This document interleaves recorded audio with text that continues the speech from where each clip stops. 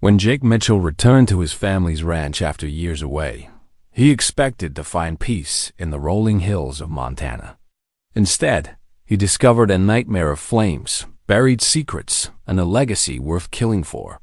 What started as a simple homecoming became a deadly game of survival that would test everything he believed about his family, his past, and himself. Prepare to witness a story of courage, betrayal, and redemption that will leave you breathless until the very last moment. Jake Mitchell's boots hit the dusty ground as he stepped out of his pickup truck, the Montana sun beating down on his weathered face. After 15 years working oil rigs in Texas, he was finally home. The Double M Ranch stretched before him like a faded photograph. The red barn still stood proud against the horizon, but everything else told a story of neglect and decline. His father, Samuel Mitchell, had been dead for 3 months. The funeral had been a blur of condolences and legal papers, but now, standing on the land that had been in his family for 4 generations, the reality hit him like a punch to the gut. The ranch house, once painted a cheerful white, now showed patches of peeling paint and sagging shutters. The fences were broken in places, and weeds grew tall around the foundation. "You Jake Mitchell?" A voice called from behind him. Jake turned to see a middle-aged man in an expensive suit walking toward him, completely out of place in the rural setting. His shoes were polished to a mirror shine, and his smile was too wide, too practiced. "That's me," Jake replied, instinctively tensing. Years on the oil rigs had taught him to read people quickly, and something about this man set off every alarm bell in his head. "Name's Richard Carlson. Carlson Development Company." "I'm real sorry about your father's passing," the man said, extending a manicured hand. Jake shook it briefly, noting the soft skin of someone who'd never done a day's hard labor. "I was hoping to catch you before you got too settled in. I've got a proposition that might interest you." Jake crossed his arms. "I just got here, Mr. Carlson. Haven't even been inside the house yet." Carlson's smile never wavered. Of course. But I want you to know that Carlson Development is prepared to make you a very generous offer for this property. More generous than anything your father was considering." "My father was considering selling?" Jake's voice sharpened. The Samuel Mitchell he remembered would have died before selling the family ranch. In fact, according to the lawyer, he had died literally fighting to keep it. "Well, let's just say he was exploring his options," Carlson said carefully. "Times are tough for independent ranchers, as I'm sure you know. Between the drought, the cattle prices, and the debt double quotes," he trailed off meaningfully. Jake felt a chill that had nothing to do with the evening breeze picking up. "What debt?" Carlson pulled out a tablet and swiped through several screens. "According to our records, the Double M owes approximately $340,000 in back taxes, equipment loans, and mortgage payments. Your father had been in negotiations with several interested parties about a possible sale or partnership." The number hit Jake like a physical blow. $340,000. He'd saved up about $50,000 over the years, thinking it would be enough to help restore the ranch. "It wasn't even close. I can see this is a lot to process," Carlson said smoothly. "But here's the thing. I'm authorized to offer you $1.2 million for the property. Cash. You could pay off all the debts and still walk away with nearly $1 million. Think about what that could mean for your future." Jake looked around at the land his great-great-grandfather had claimed in 1887. 4 generations of Mitchells had sweated, bled, and died for this soil. His grandfather had survived the Great Depression by eating nothing but beans and potatoes for 3 years straight rather than sell. His father had fought off corporate bailouts in the 80s and 90s. "I need time to think," Jake said finally. "Of course," Carlson nodded, but Jake caught a flicker of impatience in his eyes. "But don't take too long. Market conditions change, and this offer won't be on the table forever. Here's my card. Call me when you're ready to discuss details." As Carson's black SUV disappeared down the dirt road, kicking up a cloud of dust, Jake stood alone in the gathering twilight. The ranch that had seemed like a refuge an hour ago now felt like a trap. He pulled out his phone and called his father's lawyer. "Pete, it's Jake Mitchell. I need to ask you about something. The next morning, Jake sat across from Pete Henderson in the lawyer's cramped office above the hardware store in town.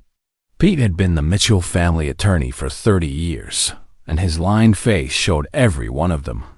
He pushed a stack of papers across the desk with hands that trembled slightly. "Your daddy was in a bad way these last couple of years, Jake," Pete said, his voice heavy with regret. "The drought of 2019 killed most of his cattle herd. Then the bank raised the interest rate on the property loan.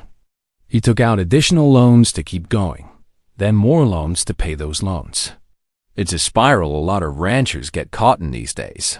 Jake studied the papers, his stomach sinking with each page. The debt was even worse than Carlson had indicated, closer to $400,000 when all the interest and penalties were factored in. "Why didn't he call me? I could have helped. You know, Samuel, proud as they come." He kept saying he'd figure it out, that the ranch had survived worse. Pete removed his glasses and cleaned them slowly. "But there's something else, Jake. Something that doesn't sit right with me." "What do you mean?" Pete opened another file, this one thinner. 3 weeks before your father died, he came in here asking about mineral rights. Wanted to know exactly what the Mitchell family owned beneath the surface, not just the land itself. He seemed agitated. Said he'd found something that changed everything. Found something? Like what? He wouldn't say.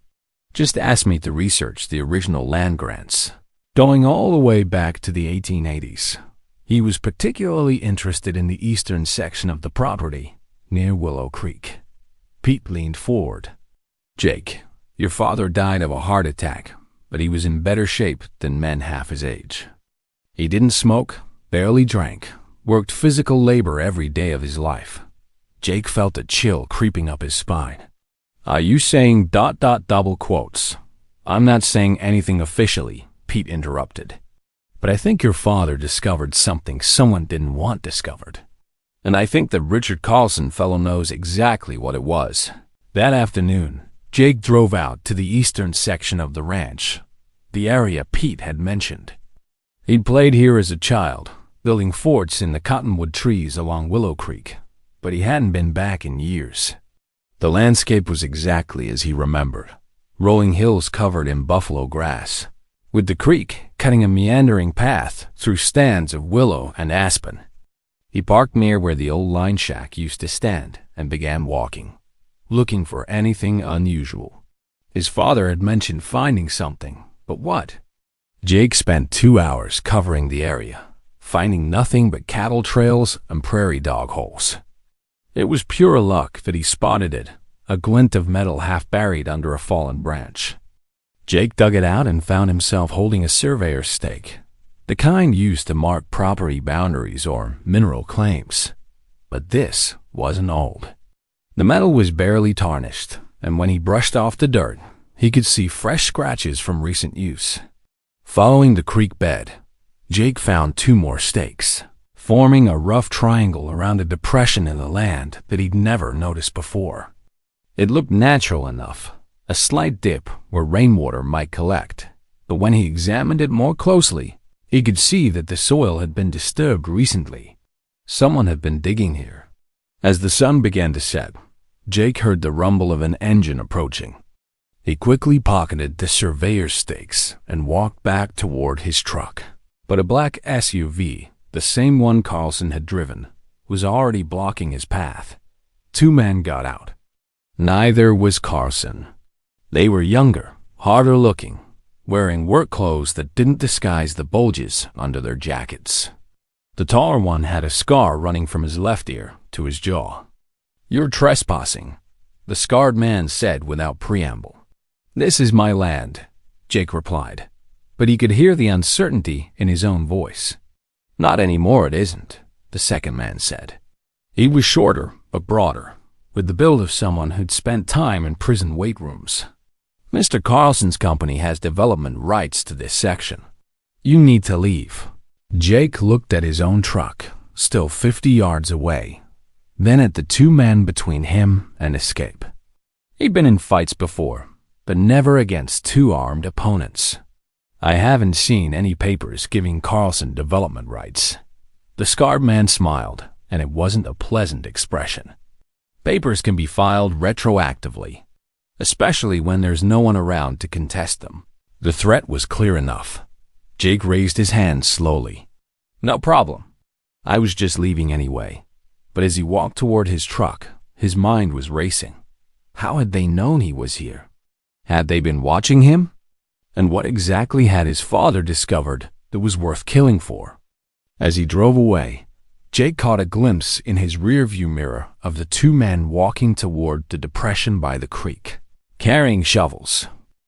Jake didn't sleep that night. He sat at his father's old kitchen table, nursing a cup of coffee and staring out the window at the darkness beyond. Every shadow seemed threatening.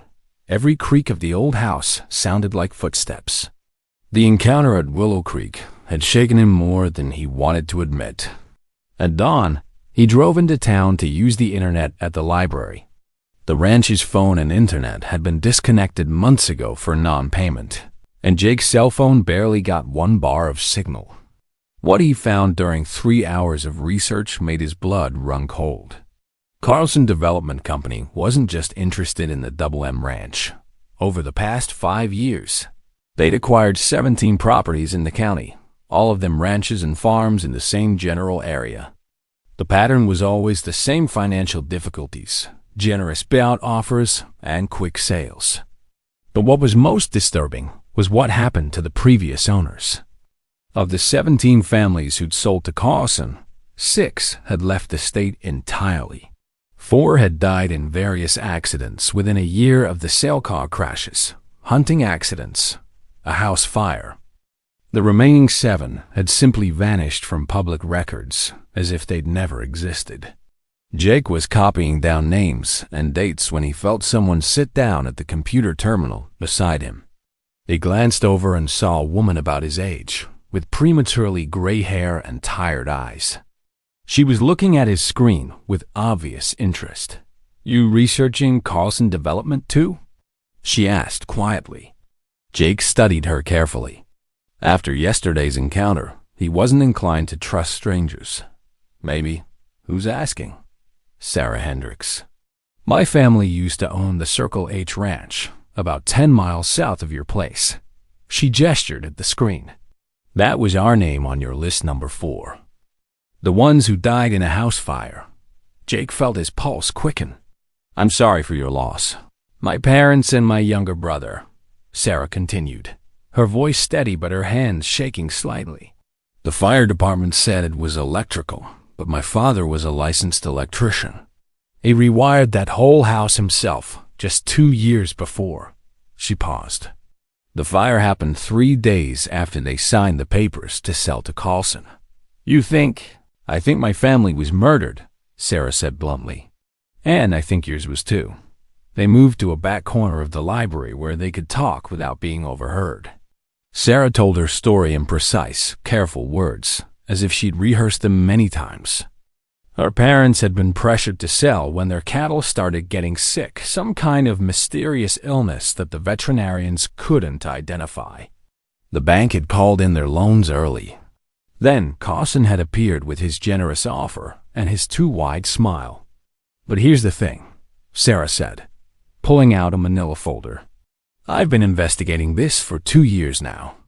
I found geological survey reports from the 1970s that show significant mineral deposits throughout this area. Not just coal or oil rare earth elements. Lithium, cesium, tantalum. The stuff they use in electronics and batteries."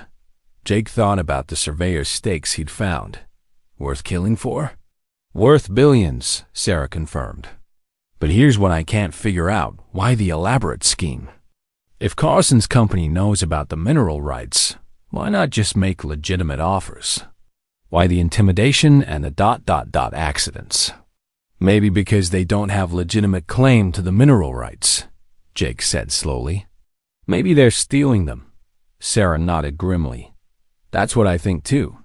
And I think your father figured it out. That evening, Jake drove back to the ranch with Sarah following in her own truck. She'd agreed to help him search the property more thoroughly, and in return, he'd share whatever evidence they found. It was a risky partnership. Jake barely knew her, and trust was a luxury he couldn't afford. But he needed allies, and Sarah seemed to be the only person who understood what he was up against. They started with the house, searching through his father's papers and belongings. In a box in the bedroom closet, Jake found what they were looking for, a manila envelope marked urgent for Jake in his father's handwriting. Inside were copies of the original land grant documents Pete had researched, along with modern geological surveys and mineral rights certificates. Samuel Mitchell had done his homework. The Double M Ranch sat on top of one of the largest lithium deposits in North America, worth an estimated $2.3 billion. But there was more. Stapled to the back of the geological survey was a handwritten note. They think I do know, but I've been watching them. Night crews, unmarked trucks, equipment moving in after dark. They're already mining on our land. Get proof before they... The note ended abruptly, as if Samuel had been interrupted while writing it. Jake, Sarah called from the living room window. We've got company. Through the window, Jake could see headlights approaching fast, multiple vehicles, moving without their lights on, except for the lead truck. As they got closer, he could see that they weren't ordinary trucks. These were heavy equipment vehicles, earth movers, excavators, and what looked like a drilling rig. How many? Jake asked, grabbing his father's hunting rifle from the gun cabinet. 6 vehicles. Maybe 20 people? Sarah had produced a pistol from her purse. Back door? Kitchen. But even as he said it, Jake could see more lights approaching from that direction. They were surrounded. The lead truck stopped about 100 yards from the house, and a familiar figure stepped out. Richard Carlson looked exactly the same as he had 2 days ago. Expensive suit, perfect smile. But now there was something predatory in his expression. Jake Mitchell, Carlson called out, using a bullhorn. I think it's time we had that conversation about your property sale. Jake looked at Sarah, then at the rifle in his hands. 20 armed men against 2. The odds weren't good, but they had the advantage of knowing the terrain and having defensive positions in the house. What do you want to do? Sarah whispered. Jake thought about his father, about the note that ended in mid-sentence, about 17 families who'd trusted Richard Carlson and lived to regret it or hadn't lived at all. We fight, he said. The first shot shattered the living room window, sending glass cascading across the hardwood floor. Jake and Sarah dove for cover behind the old leather couch as more bullets peppered the walls around them. The sound was deafening in the confined space, a rapid-fire staccato that spoke of military-grade weapons. So much for negotiating, Sarah muttered, checking her pistol's magazine. She had maybe 30 rounds total. Jake had his father's rifle and 2 boxes of ammunition, enough for a prolonged fight if they were careful. Through the broken window, Jake could see muzzle flashes from at least 6 different positions. Carlson's men had spread out in a semicircle around the front of the house, using their vehicles for cover. The smart thing would be to surrender, sign whatever papers Carlson wanted, and hope they'd be allowed to leave alive. But Jake had read Sarah's research. He knew what happened to people who cooperated with Richard Carlson. Kitchen window, he told Sarah. Can you see the back approach? She low-crawled across the floor and peered carefully around the kitchen doorframe. 3 men. They're trying to get to the back porch.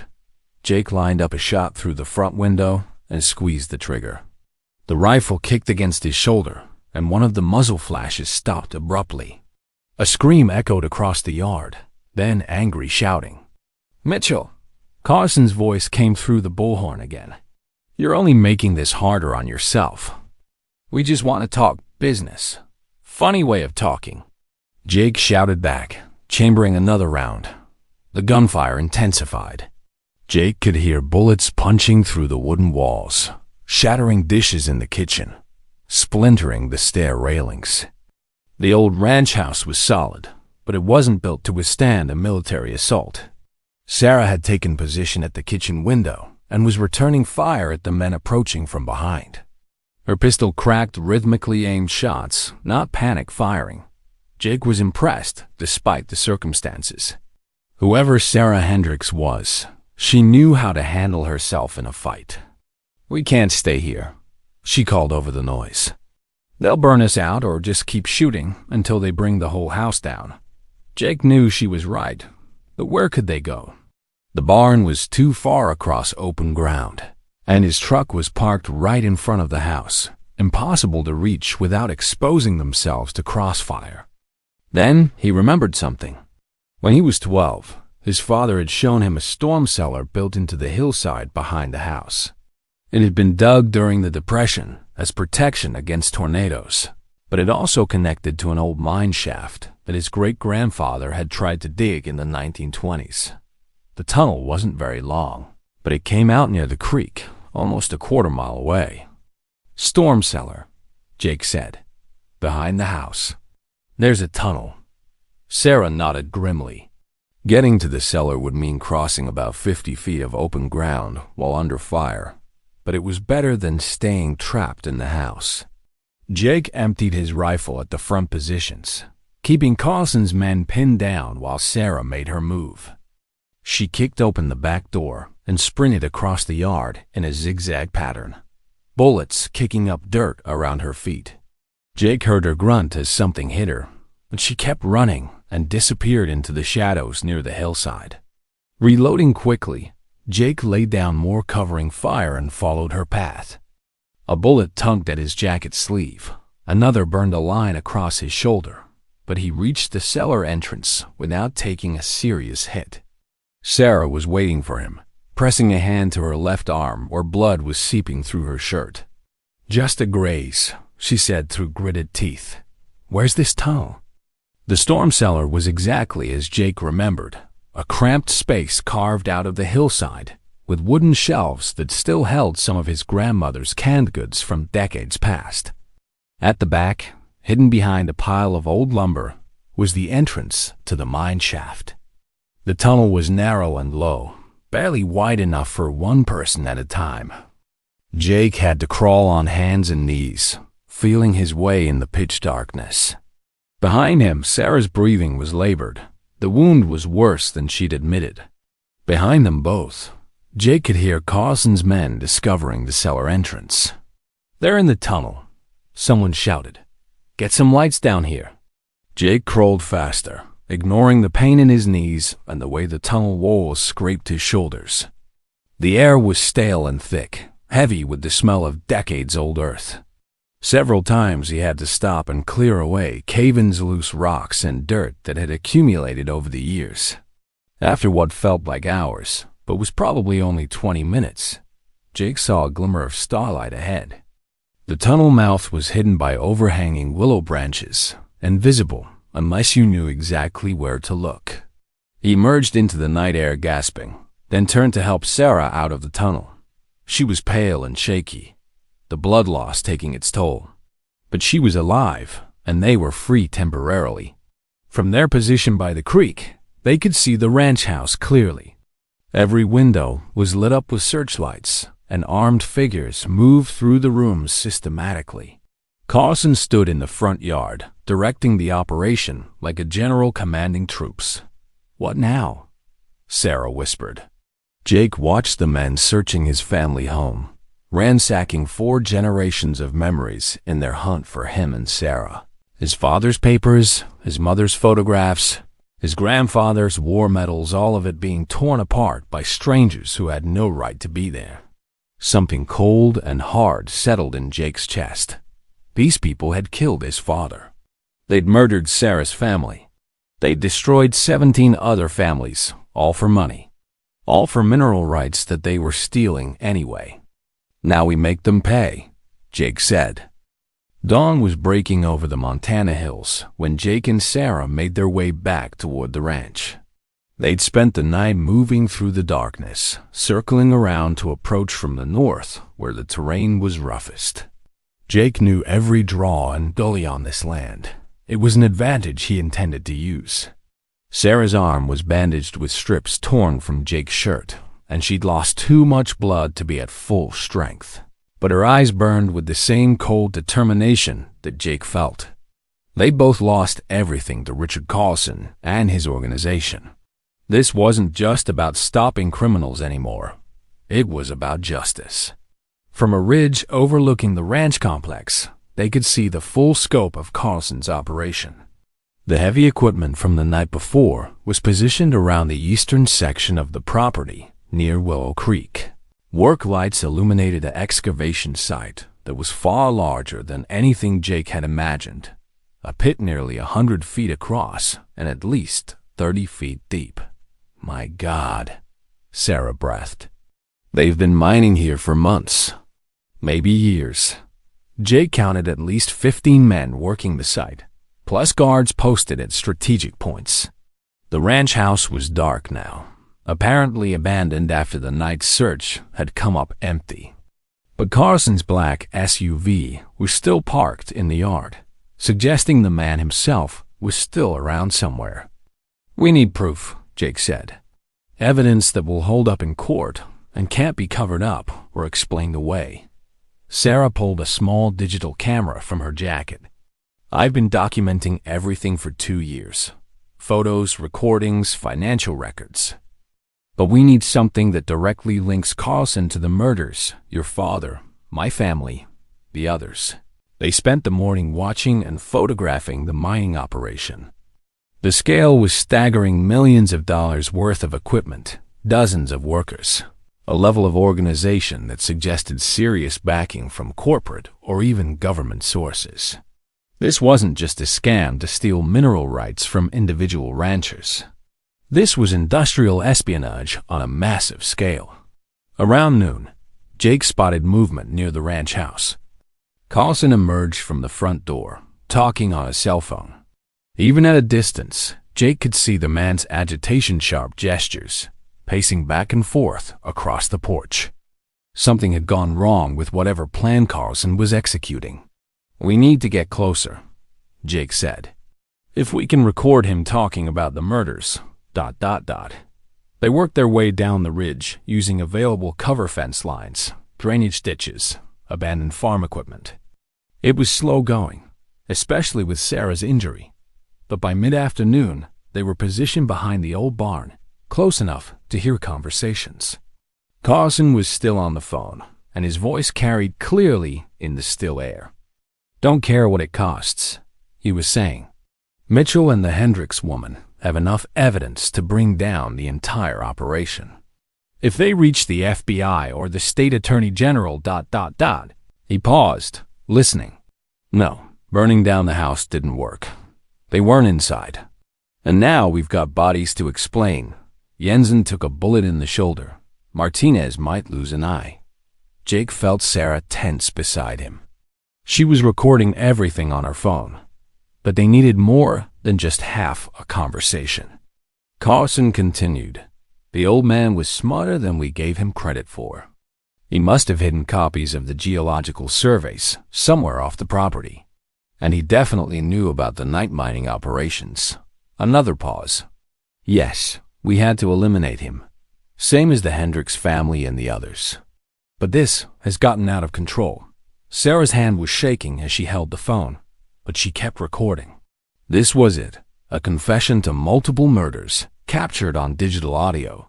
Even Carlson's connections wouldn't be able to cover this up. But as they prepared to leave, Jake heard footsteps approaching from behind.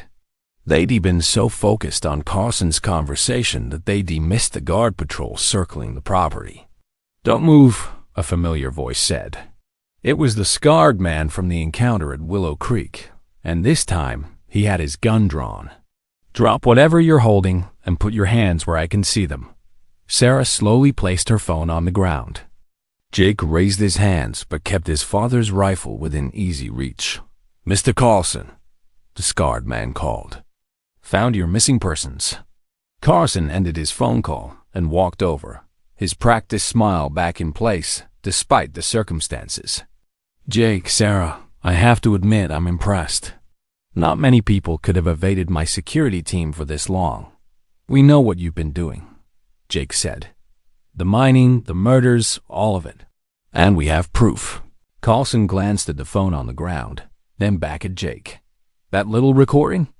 Even if it survives, it won't be admissible in court. Illegally obtained evidence, you know.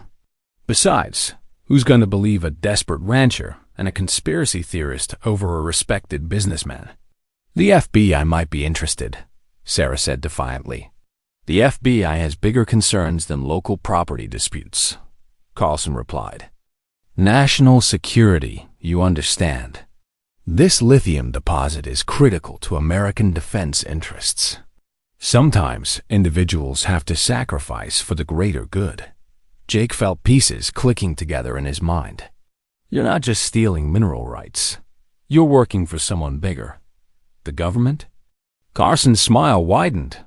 "Let's just say my backers have very deep pockets and very long reach. Your little rebellion ends here." He nodded to the scarred man, who raised his weapon. But before he could fire, the sound of helicopter rotors filled the air. Everyone looked up to see a black aircraft approaching fast from the south. "What the hell?" Carlson grabbed his phone. "This isn't part of the plan." The helicopter settled onto the yard, and armed figures in tactical gear poured out. But instead of more of Carlson's men, Jake saw FBI emblazoned across their body armor. The lead agent strode directly to Carlson. "Richard Carson, you're under arrest for conspiracy, murder, and violations of federal mining regulations." Carson's composure finally cracked. "You don't understand. This operation has full authorization. I have documents." "The documents are forgeries," the FBI agent replied calmly. "And your authorization was revoked 6 months ago when the Justice Department opened an investigation into your activities." As they handcuffed Carlson and his men, the agent turned to Jake and Sarah. "Mr. Mitchell, Ms. Hendricks, sorry we couldn't move sooner, but we needed solid evidence of the murders before we could act. Your recording this afternoon gave us what we needed." Sarah looked confused. "How did you know we were recording?" The agent smiled. "We've been monitoring Carlson's communications for months. When we heard him confessing to multiple homicides, we knew it was time to move." Jake watched as they led Carlson away. The man who had killed his father, who had destroyed so many families, finally looked small and defeated. But Jake felt no satisfaction, only emptiness where his anger had been. 6 months later, Jake Mitchell stood on the front porch of the restored ranch house, watching the sunrise paint to Montana Hills gold. The FBI investigation had exposed the full scope of the conspiracy, not just Carlson's organization, but a network of corporate and government corruption that reached into the highest levels of the mining industry. Carlson himself had been sentenced to life in prison without parole for 17 counts of murder. His co-conspirators received sentences ranging from 20 years to life. Most importantly, all the properties that had been fraudulently acquired were returned to their rightful owners, or in cases where entire families had been murdered, to surviving relatives. Sarah Hendricks had used her inheritance from the restored Circle H Ranch to establish a foundation helping rural families fight corporate land grabs. She visited the Double M regularly, ostensibly to coordinate their joint legal efforts, but Jake suspected her reasons were more personal. They'd been through hell together, and that kind of shared experience created bonds that couldn't be easily broken. The ranch itself was thriving again. The federal government, as part of their settlement for the corruption scandal, had paid substantial damages to all affected families.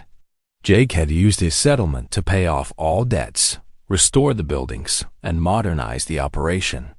He'd also negotiated a legitimate mining lease for the lithium deposit, one that would provide steady income for generations while preserving the ranch as a working cattle operation.